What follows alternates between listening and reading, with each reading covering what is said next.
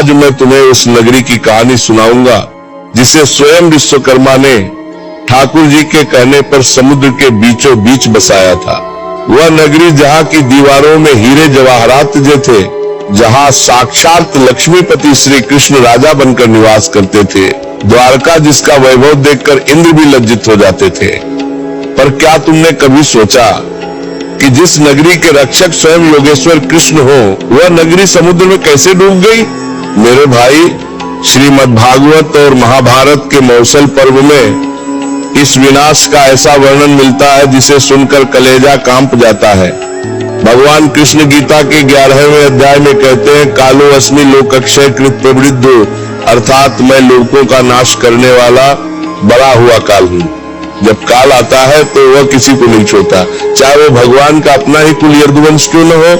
द्वारका के डूबने का रहस्य केवल प्राकृतिक आपदा नहीं था, इसके पीछे दो भयंकर श्राप थे। पहला श्राप दिया था गांधारी ने। कुरुक्षेत्र के युद्ध के बाद जब गांधारी ने अपने 100 पुत्रों के शव देखे तो उसने कृष्ण को दोषी माना। उसने क्रोध में आकर कहा, हे कृष्ण, यदि मैंने सच्चे हृदय से पतिव्रत धर्म का पालन किया है तो आज से 36वें वर्ष में तुम्हारे यदुवंश का भी वैसे ही नाश होगा जैसे मेरे पुत्रों का हुआ है। तुम अकेले तपोगे और तुम्हारी नगरी समुद्र में विलीन हो जाएगी। ठाकुर जी मुस्कुराए और कहा, माता, ऐसा ही होगा, क्योंकि वे जानते थे कि यदुवंश इतना शक्तिशाली हो चुका था कि उसे बाहरी कोई शक्ति नहीं मार सकती थी। उसे खत्म करने के लिए खुद ठाकुर जी की माया और एक श्राप की आवश्यकता थी। मेरे पागलों, दूसरा श्राप और भी विचित्र था। एक बार विश्वामित्र, कर्ण और नारद जैसे महान ऋषि द्वारका आए। सांब कृष्ण के पुत्र और अन्य यदुवंशी बालकों ने ऋषियों के साथ उपहास करने की सोची। सांब को एक स्त्री के वेश में सजाया गया और ऋषियों के पास ले जाकर पूछा गया, महाराज बताइए इस स्त्री के गर्भ से क्या पैदा होगा? अस्सियों ने अपनी दिव्य दृष्टि से सब जान लिया। वे क्रोधित हुए और बोले, मूर्खों, इसके गर्भ से एक ऐसा मुसल पैदा होगा जो तुम्हारे कुल का विनाश कर देगा। महाराज जी कहते हैं, अरे जब बुद्धि भ्रष्ट होती है तो इंसान संतों का अपमान करने लगता है, और संतों का अपमान ही साक्षात काल का निमंत्रण है।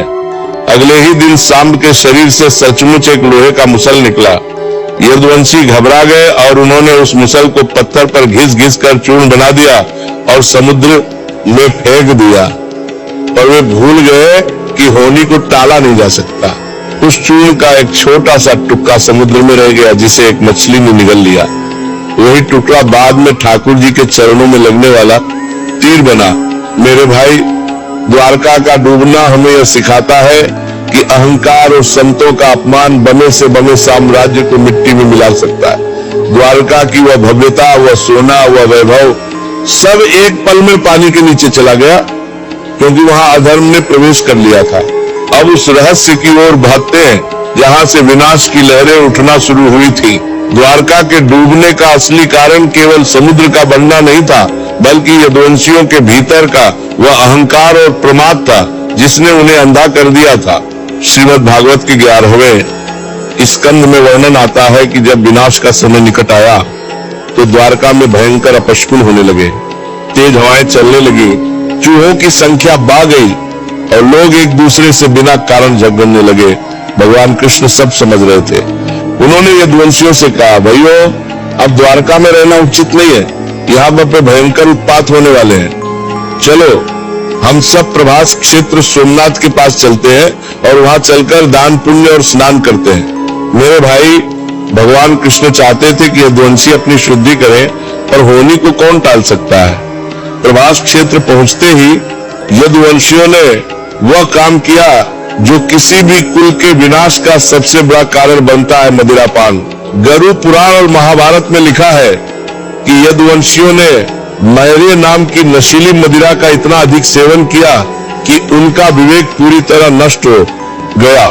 महाराज जी कहते हैं, पागलों, जब इंसान के पेट में शराब जाती है तो उसके भीतर का पशु जाग जाता है। मदिरा के नशे में डूबे यदुवंशी आपस में पुराने झगड़ों को लेकर बहस करने लगे। सात्यकी और कृतवर्मा के बीच विवाद शुरू हुआ। देखते ही देखते वह बहस युद्ध में बदल गई। जिस यदुवंश को दुनिया की कोई सेना नहीं हरा सकती थी, वे आपस में ही एक दूसरे के खून के प्यासे हो गए। वहां एक और रहस्यमयी घटना घटी। जब उनके अस्त्र शस्त्र खत्म हो गए तो उन्होंने समुद्र के किनारे उगी हुई एरका घास उखाड़ ली। मेरे पागलों, ये वही घास थी जो उस मुसल के चूर्ण से पैदा हुई थी, जिसे ऋषियों ने श्राप दिया था। वह घास हाथ में आते ही लोहे के वज्र जैसी हो जाती थी। एक एक घास का तिनका तलवार और गदा का काम कर रहा था। श्री कृष्ण के सामने ही उनके पुत्र, पौत्र और भाई एक दूसरे को काट काट कर खत्म करने लगे। भगवान कृष्ण चुपचाप एक वृक्ष के नीचे बैठकर ये सब देख रहे थे।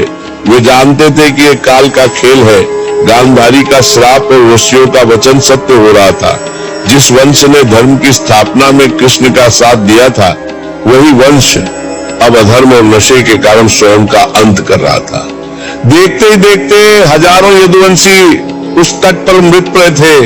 मेरे पागलों, द्वारका का यह भाग हमें यह सिखाता है कि जिस कुल में मर्यादा टूटती है और नशा प्रवेश करता है, उस कुल का रक्षक चाहे साक्षात भगवान ही क्यों न हो, उसका विनाश निश्चित है। भगवत गीता के दूसरे अध्याय में भगवान कहते हैं, क्रोधात् भवति सम्मोहात् स्मृति विभ्रमा। क्रोध से मोह और मोह से बुद्धि का नाश होता है। यदुवंशियों की बुद्धि का नाश हो चुका था और यही द्वारका के जलमग्न होने की पहली सीढ़ी थी। जब भगवान ने देखा कि बलराम जी ने भी योग के द्वारा अपना शरीर त्याग दिया है, तो वे समझ गए कि अब उनके भी इस लोक से प्रस्थान करने का समय आ गया है। पर अभी द्वारका का समुद्र में डूबना बाकी था, जिसके साक्षी अर्जुन होने वाले थे। अब उस मर्म स्पर्शी क्षण की ओर चलते हैं, जिसे सुनकर भक्त का हृदय भर आता है। जब प्रभास क्षेत्र की वह भयंकर लड़ाई खत्म हुई और पूरा यदुवंश मिट्टी में मिल गया, तब भगवान कृष्ण ने देखा कि उनके बड़े भाई बलराम जी समुद्र तट पर बैठकर समाधि में लीन है और उनके मुख से एक विशाल श्वेत नाग शेषनाग निकलकर समुद्र में समा रहा है। बलराम जी ने अपना शरीर त्याग दिया था। अब ठाकुर जी अकेले थे। वे एक पीपल के वृक्ष के नीचे बैठ गए और अपना बायां पैर दाहिने घुटने पर रखकर विश्राम करने लगे। उनके चरणों का तलवा कमल की पंखुड़ी जैसा गुलाबी और चमकदार था। उसी समय जरा नाम का एक शिकारी वहां आया। मेरे भाई, यहाँ कर्म का एक अद्भुत चक्र देखो। ये जरा कोई और नहीं बल्कि त्रेतायुग का बाली था, जिसे भगवान राम ने पेड़ के पीछे से छिपकर मारा था। भगवान ने बाली को वचन दिया था कि अगले जन्म में तुम मेरी मृत्यु का कारण बनोगे। गीता में भगवान कहते हैं, कर्मणो ह्यप्पिबोद्धव्यम, कर्म की गति बड़ी गहन है। भगवान स्वयं अपने पूर्ति कांदा कर्मकूल कार्मिका बनाए नियमों का पालन करते हैं। जरा शिकारी को दूर से भगवान का पैर किसी हिरण की आंख जैसा लगा। उसने विषैला तीर छोड़ा जो सीधे ठाकुर जी के तलवे में जा लगा। जब वह पास आया तो चतुर्भुज रूप में भगवान को देखकर कांपने लगा और पैरों में गिर पड़ा। पर ठाकुर जी मुस्कुराए और बोले, जरा डरो मत, ये तो मेरी इच्छा से हुआ है, तू तो केवल निमित्त बना है। महाराज जी कहते हैं, अरे भगवान को क्या कोई तीर मार सकता है? वो तो अजन्मे है। पर उन्होंने अपनी लीला समेटने के लिए एक बहाना बनाया। इसके तुरंत बाद आकाश से दिव्य विमान आए और साक्षात नारायण अपने उसी दिव्य विग्रह के साथ परमधाम को प्रस्थान कर गए। अब शुरू हुआ असली हाहाकार। भगवान के जाते ही द्वारका अनाथ हो गई। अर्जुन, जो अपने मित्र और सखा से मिलने द्वारका की ओर दौड़ रहे थे, जब वहां पहुंचे तो नजारा देखकर दंग रह गए। वह नगरी जो कभी उत्सवों से गूंजती थी, आज वहां केवल विधवाओं के रोने की आवाजें आ रही थी। महलों में सन्नाटा था। द्वारका की गलियां सूनी थी। अर्जुन जब महल में प्रवेश किए तो भगवान की पत्नियां विलाप कर रही थी। अर्जुन का गला रुंध गया। उन्हें याद आया कि जिस कृष्ण के बल पर उन्होंने महाभारत जीती थी, आज वही कृष्ण इस लोक को छोड़ चुके हैं। अर्जुन ने निश्चय किया कि वे द्वारका की बची हुई महिलाओं और बच्चों को लेकर इंद्रप्रस्थ हस्तिनापुर जाएंगे। पर मेरे पागलों, द्वारका का अंत अभी बाकी था। समुद्र की लहरें बेकाबू हो रही थी। ऐसा लग रहा था जैसे सागर अपनी मर्यादा तोड़कर भगवान की नगरी को अपने भीतर समेटने के लिए उतावला हो रहा है। अर्जुन ने जैसे ही द्वारका के लोगों को बाहर निकाला और नगरी की सीमा छोड़ी, पीछे मुड़कर देखा तो एक खौफनाक दृश्य था। विशाल समुद्र की लहरें पहाड़ जैसी ऊंची उठी और देखते ही देखते सोने के महलों, रत्नों की सड़कों और उस दिव्य नगरी को निगल गई। अर्जुन खड़े खड़े देखते रह गए। वह नगरी जो कल तक वैभव का शिखर थी, आज जलमग्न हो चुकी थी। समुद्र ने केवल एक जगह छोड़ी, भगवान का निज मंदिर। महाराज जी कहते हैं, अरे द्वारका का डूबना ये सिखाता है कि संसार में कुछ भी स्थायी नहीं है। जब भगवान खुद अपनी नगरी छोड़कर चले गए तो तुम इस 2 कौड़ी के मकान पर क्या घमंड करते हो? अब उस रहस्य को समझो जिसे देखकर स्वयं महान धनुर्धर अर्जुन का अहंकार टूटकर बिखर गया। जब अर्जुन द्वारका की स्त्रियों, बच्चों और वृद्धों को लेकर हस्तिनापुर की ओर बढ़ रहे थे, तब रास्ते में पंचंद्र पंजाब के पास कुछ जंगली लुटेरों आभीरों ने उन पर हमला कर दिया। वे साधारण लुटेरे थे, कोई बड़े योद्धा नहीं। अर्जुन ने सोचा, अरे ये तुच्छ लुटेरे मेरा क्या बिगाड़ेंगे? मैंने तो कुरुक्षेत्र में बड़े बड़े महारथियों को धूल चटाई है। उन्होंने अपना दिव्य गांडीव धनुष उठाया, पर ये क्या, जिस गांडीव की टंकार से शत्रु कांप जाते थे, आज अर्जुन उसे छया तक नहीं पा रहे थे। वे अपने दिव्य अस्त्रों का आह्वान करने लगे, पर उन अस्त्रों के मंत्र ही वे भूल गए। श्रीमद् भागवत में इसका बड़ा मार्मिक वर्णन है। अर्जुन के देखते ही देखते वे लुटेरे यदुवंश की महिलाओं को उठा ले गए। अर्जुन के पास तरकश में बाण तो थे, पर वे खत्म होते जा रहे थे। जो गांडीव कभी थकना नहीं जानता था, आज वह एक साधारण लकड़ी का टुकड़ा बनकर रह गया था। अर्जुन रोने लगे। वो चीखकर बोले, हाँ कृष्ण, हाँ सखा, पर वहां सुनने वाला कोई नहीं था। मेरे भाई, महाराज जी कहते हैं, अरे पागलों, अर्जुन की शक्ति अर्जुन की नहीं थी, वह तो कृष्ण की दी हुई उधार की शक्ति थी। जैसे ही कृष्ण इस धरा से गए, अर्जुन के भीतर का तेज भी चला गया। ये हमें सिखाता है कि हमारे पास जो भी बल, बुद्धि या धन है, वह सब ठाकुर जी की कृपा है। जिस दिन उनकी कृपा हट गई, उस दिन तुम एक तिनका भी नहीं तोड़ पाओगे। जब अर्जुन खाली हाथ और निराश होकर महर्षि वेदव्यास के पास पहुंचे, तो उन्होंने रोते हुए पूछा, हे दस्युवर, मेरी शक्तियां कहाँ चली गई? मैं अपने सखा के परिवार की रक्षा क्यों नहीं कर पाया? तब व्यास जी ने एक बहुत गूढ़ बात कही। उन्होंने कहा, अर्जुन दुखी मत हो, काला सर्वम अलंकारा, यानी काल ही सब कुछ देता है और काल ही सब कुछ छीन लेता है। तुम्हारा कार्य समाप्त हो चुका था। उन शक्तियों का प्रयोजन धर्म की स्थापना करना था जो पूरी हो चुकी है। द्वारका का डूबना केवल एक भौतिक घटना नहीं थी, वह इस बात का प्रमाण था कि जब लीला समाप्त होती है तो रंगमंच को भी समेट लिया जाता है। द्वारका के वो सोने के महल और अर्जुन का वह गांडीव दोनों ही कृष्ण के निमित्त थे। कृष्ण के बिना वे सब शून्य थे। आज के वैज्ञानिक जब समुद्र के नीचे खंभात की खाड़ी द्वारका के अवशेषों को देखते हैं तो वे हैरान रह जाते हैं। वहां आज भी बड़ी बड़ी दीवारें और कलाकृतियां मिलती हैं जो यह सिद्ध करती है कि हारों साल पहले वहां एक भव्य नगरी थी। पर विज्ञान केवल कैसे हाव बता सकता है, क्यों? वाय का जवाब तो केवल शास्त्रों में ही है। द्वारका इसलिए डूबी क्योंकि वहां का आध्यात्मिक बल कृष्ण के साथ ही चला गया था। महाराज जी कहते हैं, अरे तुम जिस दुनिया को सच मानकर बैठे हो, ये भी एक दिन डूब जाएगी। काल की एक लहर आएगी और तुम्हारा नाम निशान मिट जाएगा। केवल वही बचेगा जो नाम की नाव में सवार होगा। अब उस हिस्से पर आते हैं जो उन लोगों के मुंह पर तमाचा है, जो कहते हैं कि महाभारत और द्वारका केवल एक कल्पना या कहानी है। आज का विज्ञान भी उस स्थान के सामने नतमस्तक है जिसे हम बेट द्वारका और मुख्य द्वारका के पास समुद्र की गहराइयों में देखते हैं। श्रीमद् भागवत पुराण में लिखा है कि समुद्र ने द्वारका को डुबोते समय केवल भगवान का मंदिर छोड़ा था, लेकिन जब 1980 के दशक में समुद्र विज्ञानियों और पुरातत्वविदों ने गुजरात के तट पर खुदाई और गोताखोरी शुरू की तो जो मिला उसने पूरी दुनिया को हिलाकर रख दिया। समुद्र के नीचे लगभग 30 से 40 फीट की गहराई में आज भी एक विशाल नगरी के अवशेष मौजूद हैं। मेरे भाई, वहां क्या मिला? वहां पत्थर की विशाल दीवारें मिली, बड़े बड़े खंभे मिले और ऐसे एंकर लंगर मिले जिनका वजन कई टन है।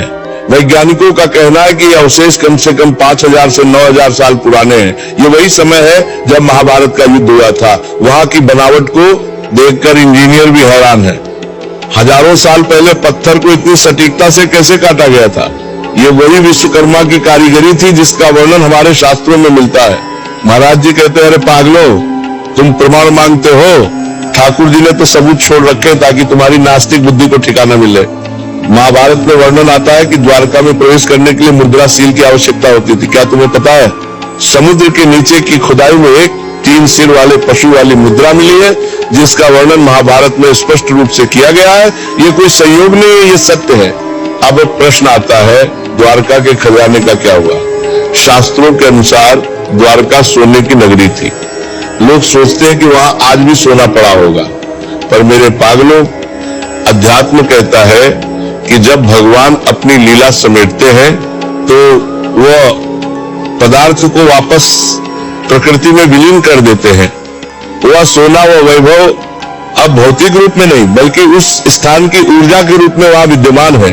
आज भी जो भक्त श्रद्धा से द्वारका के तट पर बैठता है, उसे समुद्र की लहरों में कृष्ण की बांसुरी और पायल की खनक सुनाई देती है।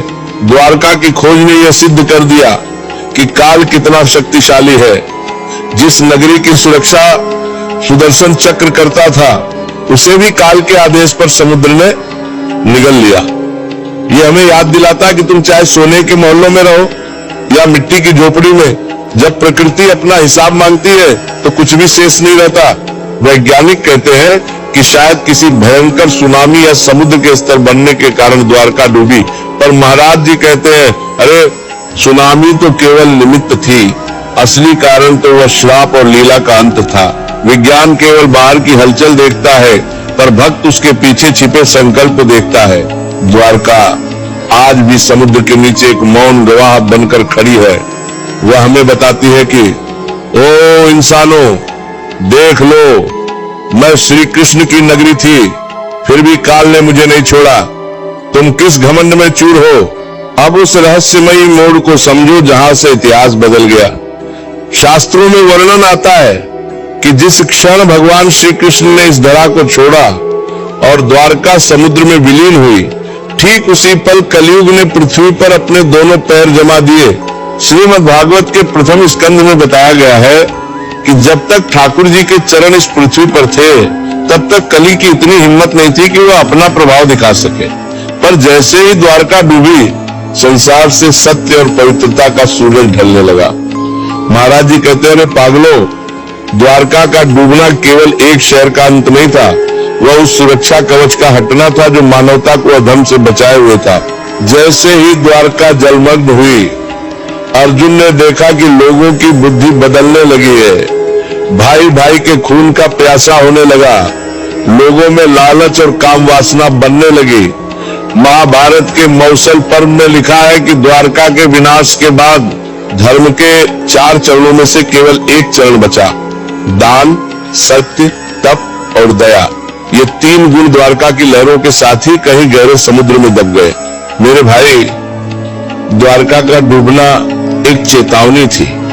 भगवान ने दिखाया कि जब समाज में मर्यादा का उल्लंघन होता है और लोग अपने मूल भगवान को भूलकर केवल भोग में डूब जाते हैं, तो प्रकृति उसे स्वीकार नहीं करती। यदुवंशी जो कभी भगवान के सबसे करीब थे, वह ही सबसे पहले पतन का शिकार हुए, क्योंकि उन्हें अपने शक्तिशाली होने का अहंकार हो गया था। यहाँ एक बहुत गहरी बात सुनो। कई लोग पूछते हैं, महाराज जी, क्या भगवान चाहते तो द्वारका को बचा नहीं सकते थे? अरे भगवान तो सर्वशक्तिमान है, पर वे मर्यादा पुरुषोत्तम और लीला पुरुषोत्तम है। वे अपने बनाए काल के नियम का उल्लंघन नहीं करते। यदि द्वारका नहीं डूबती तो कलयुग का आना असंभव होता, और कलयुग का आना सृष्टि के चक्र का हिस्सा है।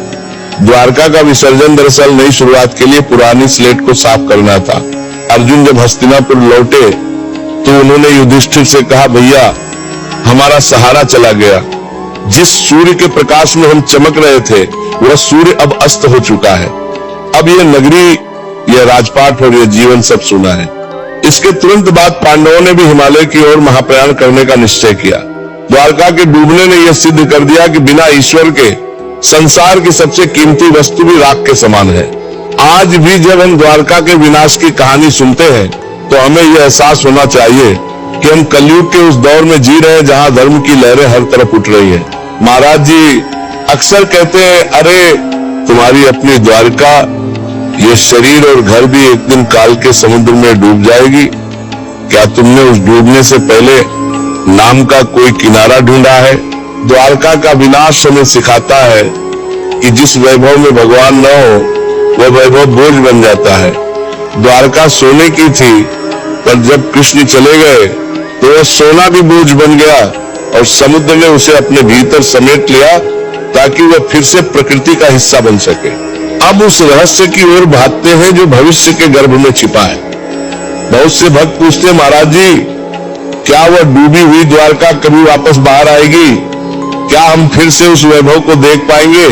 मेरे भाई, भविष्य पुराण और श्रीमद् भागवत में एक बहुत बड़ी बात कही गई है। जब कलयुग का अंत होगा और भगवान कल्कि के रूप में अवतार लेंगे, तब सतयुग की स्थापना के समय पृथ्वी का स्वरूप फिर से बदलेगा।